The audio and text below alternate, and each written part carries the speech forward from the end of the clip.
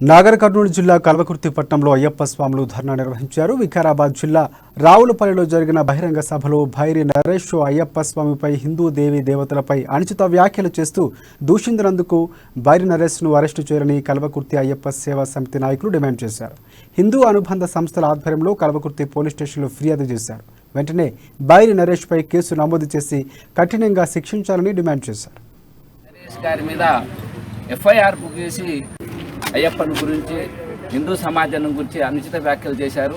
ఆ వ్యాఖ్యలను నిరసిస్తూ మన హిందూ సమాజం అంతా ఒకసారి చైతన్యవంతం కావాలని, మన దేవదేవుళ్లను ఎవరు కించపరిచినా సరే మనం నిరసన తెలపాలనే ఉద్దేశంతో ఈరోజు స్థానికంగా ఉన్నటువంటి అయ్యప్ప స్వాములు మరియు విశ్వ హిందూ పరిషత్, ఆర్ఎస్ఎస్ అన్ని సంఘాల హిందూ సంఘాల సభ్యులందరూ కూడా వచ్చి ఈరోజు ఆ భైరి నరేష్ గారి మీద ఎఫ్ఐఆర్ బుక్ చేసి పీడీ యాక్ట్ కింద అతని మీద చర్య తక్షణమే తీసుకోవాలని చెప్పి మన స్థానిక డిఎస్పీ గారికి, సర్కిల్ ఇన్స్పెక్టర్ గారికి, సబ్ ఇన్స్పెక్టర్ గారికి మనం